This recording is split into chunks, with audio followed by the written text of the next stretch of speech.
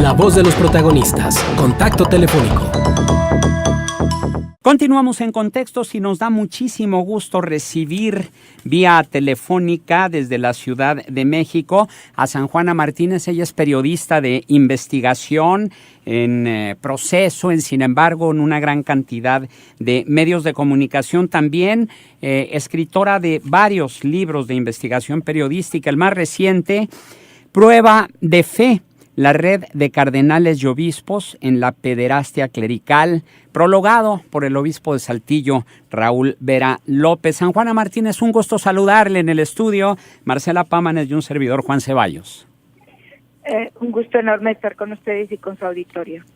Y bueno, pues para compartir precisamente con nuestros radioescuchas algunos pormenores de este libro, Prueba de Fe, la red de cardenales y obispos en la pederastia clerical y sobre todo, bueno, esta revelación de la red de trata de menores a partir de este cura pederasta Carlos López Valdés, quien manejaba una red internacional de pornografía infantil, y después de la denuncia de una de sus víctimas, un juez lo condenó a 63 años de prisión, siendo la primera sentencia contra un presbítero en la capital del país. ¿Qué podríamos compartir con el auditorio, San Juana?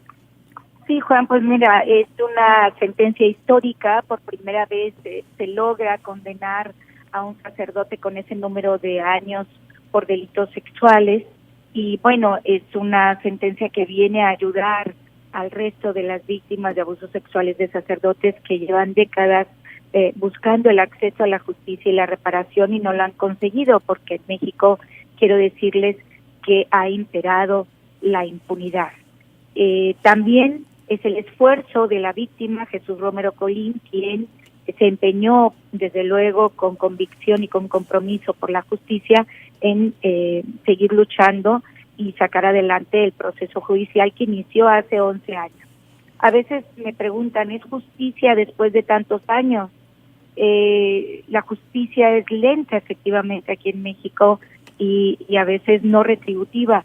Pues a pesar de todo sí es justicia, aunque a medias, porque todavía falta castigar, enjuiciar, castigar, condenar a sus encubridores, es decir, a los obispos y al cardenal Norberto Rivera, que fue quien le permitió continuar con esta estela de sufrimiento y dolor durante décadas, a Carlos López Valdés, finalmente tras las rejas.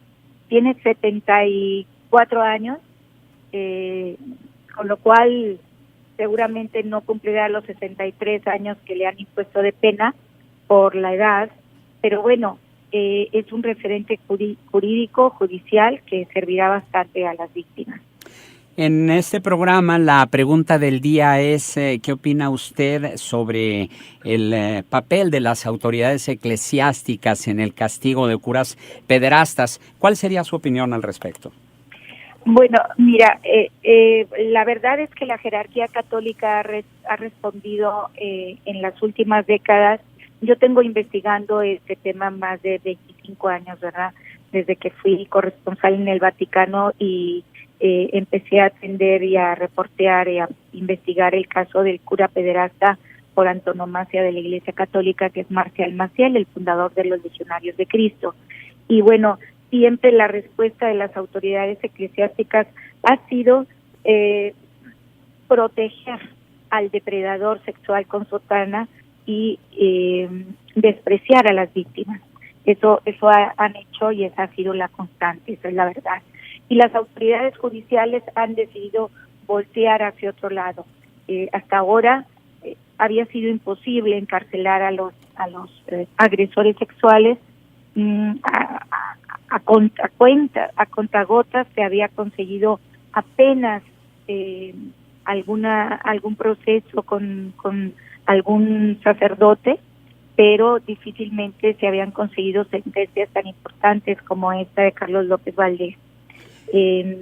Esto ha hecho bastante daño a las víctimas y a la Iglesia Católica en sí, porque quiero decirles y aclararles que yo sigo siendo católica.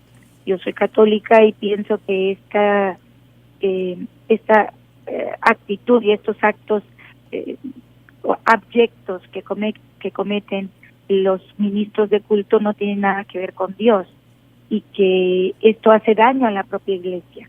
Están moviendo los cimientos de la Santa Sede del Vaticano. Renunció un Papa, Ratzinger, en su momento por otras cosas, ¿verdad? Porque el Vaticano no ha sabido manejar correctamente la crisis de los abusos sexuales del clero, lamentablemente. Y hay una estela de sufrimiento a nivel mundial, ¿verdad? ¿Hay alguna diferencia en el tratamiento que le dio en su momento Juan Pablo, posteriormente Benedicto y actualmente Francisco? Sí, mira, yo tengo una trilogía de libros sobre la Iglesia de este tema. El primero se llama La cara oculta del Vaticano, que cubre el pontificado de Wojtyla, de su persecución contra los teólogos de la liberación, contra los jesuitas particularmente, y su apoyo a movimientos ultraconservadores como los Legionarios de Cristo o el Opus Dei o los Kikos, o todos estos, Comunión y Liberación, todos estos movimientos ultraconservadores que nacieron con Wojtyla y desplazaron a los jesuitas. Wojtyla fue un papa que solapó los delitos sexuales de Marcial Maciel durante más de 40 años. Todo el mundo sabía, incluido él. Su pontificado duró 26 años, y el cancerbero de la fe era Ratzinger, era el prefecto para la Congregación de la Doctrina de la Fe, y él también estaba encargado de ocultar los delitos sexuales de Marcial Maciel, que después supimos que no solamente abusaba de sus acólitos y sus monaguillos, sino de sus propios hijos biológicos. Entonces fue Ratzinger y Wojtyla, repito, quienes lo protegieron durante décadas. Luego Ratzinger, cuando llegó al pontificado, lo redujo al estado laical, pero Maciel seguía dando misas, al menos aquí en Monterrey, o sea, donde tenía grandes sostenedores, y todavía, ¿verdad? Los Legionarios de Cristo tienen un gran apoyo en las élites millonarias de este país, y sus colegios es donde se siguen educando las élites, ¿no? Y bueno, Wojtyla fue ese tipo de papa, ¿no?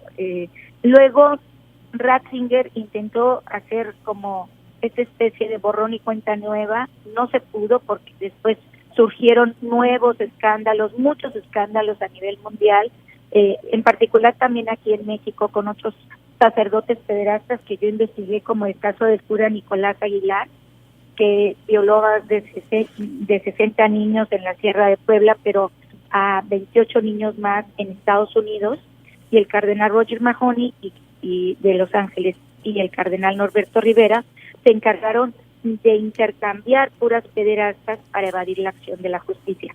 Ese era, ante el pontificado de Wojtyla y Ratzinger, ese era, y mucho antes, desde Octaviano, la instrucción vaticana era Crimen Solicitation, se llama. Es una instrucción desde los años 60 que se dio a obispos y a cardenales y a superiores para que removieran a los sacerdotes pederastas, para que no saliera a la luz esto e intentar ocultar todo. Y hasta hace poco, pues ese Crimen Solicitation estaba operativa. Hasta hace muy poco, hasta que llega el Papa Francisco, y el Papa Francisco viene a renovar, a abrir las puertas con aire fresco. Es un jesuita más progresista, más abierto. Ha dicho en múltiples ocasiones que hay tolerancia cero. Sin embargo, su discurso verbal no se corresponde con los hechos, porque él mismo ha protegido al nuncio apostólico en República Dominicana, acusado de violar a decenas de niños, y lo sacó del país. Francisco lo sacó del país antes de que lo detuvieran, con su pasaporte diplomático, este nuncio, y evadió la acción de la justicia. Llegó a Roma, lo pusieron en una cárcel, en un domiciliaria, ¿verdad?, como le llaman allá, y a los pocos meses murió de manera sospechosa. Así que Francisco tampoco está aterrizando su discurso con los hechos. y la prueba está en su última visita a Chile. Son casos que yo también he atendido, el caso de Juan Carlos Cruz Chelu y víctimas del cura pederasta Caradima, que es el Marcial Maciel de Chile, y pues ahí se vio claramente que su visita a Chile prácticamente fue un fracaso, precisamente por los abusos sexuales del clero. Eso es en cuanto al Vaticano. Y en cuanto a las autoridades eclesiásticas mexicanas, bueno, es evidente que Norberto Rivera Carrera encubrió a muchos de los sacerdotes pederastas, pero ¿se podría abrigar alguna esperanza con el cardenal Aguiar al frente de la Iglesia? Sí tenemos esperanza. Lo digo en plural porque las víctimas ya han tenido acercamiento, un acercamiento que pues ha ayudado bastante, porque la verdad Norberto Rivera, su actitud siempre fue cerrar las puertas de la arquidiócesis, desprestigiar a casi linchamientos públicos contra las víctimas. Estamos hablando de hace 10, 12, 15 años, cuando Norberto se dedicaba a difamar a estas víctimas encabezadas por Joaquín Aguilar, que después formó la red de sobrevivientes de abusos sexuales de sacerdotes. Norberto Rivera ha sido un cardenal sumamente dañino, lamentable desde su posición de poder, pero ha hecho mucho daño a las víctimas por su actitud de desprecio y por la impunidad que ha imperado. Él siempre protegió a los sacerdotes pederastas. Hay multitud de pruebas sobre su protección. Y esperamos que Aguiarretes finalmente demuestre que su discurso de cero tolerancia, como el del Papa Francisco, se corresponde con los hechos. Antes que nada, lo que tiene que hacer es abrir los expedientes secretos de los curas pederastas que se le han negado a sus víctimas. Y después ofrecerles esos brazos abiertos para ofrecerles justicia y reparación que hasta ahora no han conseguido. Dicen los creyentes que nadie escapa a la justicia divina, pero yo le pregunto, ¿Norberto Rivera podrá escapar a la justicia de los hombres en nuestro país? Pues mira, intentamos en muchas ocasiones, por lo menos a mí me tocó, gracias a mis reportajes, acudir al primer juicio en la Corte Superior de California contra dos cardenales, contra el cardenal Roger Mahony y contra el cardenal Norberto Rivera. Él fue interrogado por las autoridades de California, de la Corte Superior de California en la Arquidiócesis de México. Al interrogarle sobre los curas pederastas, dijo que él no sabía, que se había enterado gracias a mis libros, lo cual me pareció sorprendente. Y ahora está procesado una denuncia encabezada por el ex sacerdote Alberto Atié, y también procesado por encubrimiento por primera vez en un caso como es el caso de Carlos López Valdés. Esperamos que el discurso del Papa y el discurso de Aguiarretes tenga que ver con esto, con el acceso a la justicia, que incluye el enjuiciamiento al cardenal Norberto Rivera y a todos los obispos cómplices, protectores, encubridores de curas pederastas en México.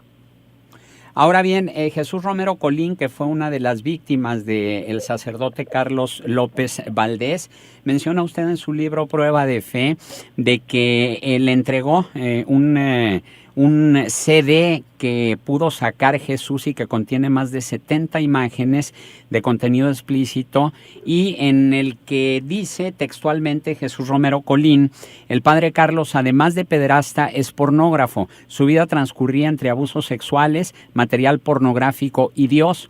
Él en la mañana me masturbaba, salía, daba misa y las señoras le besaban la mano. ¿Qué pensaría él? Que es omnipotente, que nunca ha hecho mal.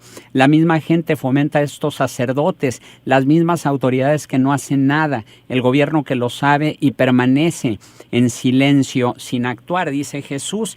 Y yo le pregunto, San Juana, ¿qué papel juega la sociedad, qué papel juegan precisamente esas fieles, la feligresía que puede saber de los abusos de estos sacerdotes y voltea la vista a un lado. Pues mira, un papel fundamental, Juan. Yo creo que precisamente los atavismos católicos, de estos católicos que se ponen la venda en los ojos y no quieren ver la realidad, ha provocado que en nuestro país existan más de 14,000 sacerdotes pederastas.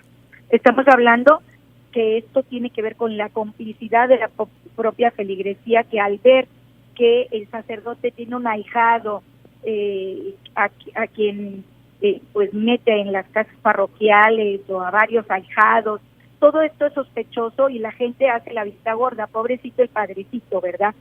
A mí me tocó ver cómo la misma feligresía despreciaba a las víctimas. A Joaquín Aguilar le decían el calientazotanas, imagínese usted. O sea, un niño de 11 años, un monaguillo, o sea, lo querían linchar cuando su madre y él se atrevieron a hablar valientemente de los abusos sexuales de Nicolás Aguilar. Y infinidad de casos en donde la propia feligresía ataca a aquellos que se atreven a hablar. Yo creo que somos muy responsables, o sea, que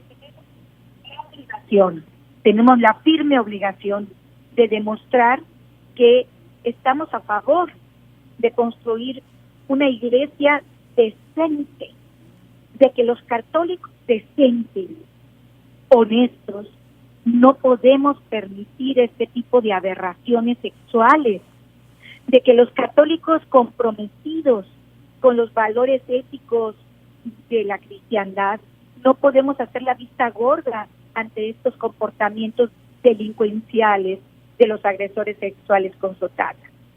El tema fundamental aquí es la obligatoriedad del celibato, pero para eso necesitaríamos otro programa, Juan. Definitivamente. Ahora, de estos 14,000 sacerdotes pederastas, ¿cuántos están enfrentando un proceso judicial? No, estamos hablando apenas de un 3 o 5%, o sea, ahí en Coahuila tenemos el caso del padre Meño en Piedras Negras, que ustedes seguramente conocerán. Sí, cómo no. Está preso ahora y él se ha diferido hasta el 5 de abril su comparecencia. Esperamos que sea la tercera sentencia importante en este caso de abusos sexuales de sacerdotes.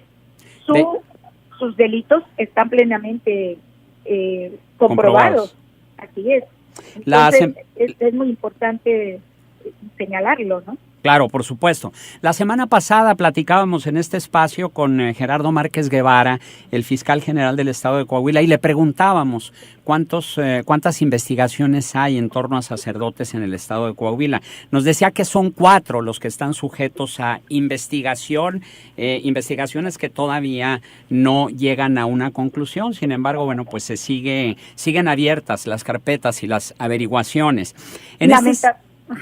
No, adelante, San Juana. Sí. Lamentablemente la Fiscalía de Coahuila, del gobierno de Rubén Moreira, ha actuado de manera mañosa.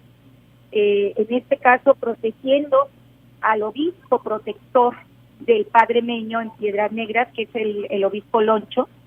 Él tiene un vínculo estrecho con el gobernador Rubén Moreira y la Fiscalía lo ha protegido y, al contrario, ha iniciado una persecución infame contra el obispo Raúl Vera, el único que se ha atrevido a hablar públicamente y en un libro, como es mi libro, el prólogo, sobre la pederastia clerical. Para ello han hecho cosas tremendas, como utilizar a una de las víctimas, que es Ignacio Martínez Pacheco. Este chico está controlado por la Fiscalía, es un muchacho ambicioso, que ha dicho una serie de mentiras terribles que afectan muchísimo la causa de las víctimas, de las verdaderas víctimas de abusos sexuales de sacerdotes. Entonces, este chico es un impostor, vergonzoso que la Fiscalía lo manipule con tal de dañar al obispo Raúl Vera, porque el obispo Raúl Vera encabeza la denuncia ante la Haya por los crímenes de Estado cometidos durante los gobiernos de los hermanos Moreira. Ahora, Fray Raúl Vera prologa su libro Prueba de Fe, la red de cardenales y obispos en la pederastia clerical. ¿Qué opinión le merece él como un sacerdote que ha puesto el dedo en la llaga en cuanto a sacerdotes pederastas? Bueno, la verdad es que es una ventaja y es una maravilla tener en esta jerarquía católica tan cómplice a un obispo libre, a un obispo humanista, a un obispo que ha abrazado a las víctimas de abusos sexuales de sacerdotes, que ha abrazado a las víctimas de todo tipo de delitos en Coahuila, empezando por los desaparecidos y los más vulnerables, los homosexuales, las comunidades indígenas, las comunidades más pobres. Es uno de los pocos sacerdotes mexicanos con un trabajo pastoral intachable. Él y Solalinde son grandes sacerdotes que están apoyando a las víctimas de abusos sexuales de sacerdotes. Por eso es tan terrible que lo estén persiguiendo en Coahuila los hermanos Moreira y utilizando a este farsante, a este impostor llamado Ignacio Martínez Pacheco. San Juana Martínez, periodista de investigación y autora de Prueba de Fe, la red de cardenales y obispos en la pederastia clerical. Nuestro agradecimiento por su participación aquí en Contextos. Muchísimas gracias, un gusto enorme de estar con ustedes y con su auditorio. El gusto es nuestro. Siga con nosotros.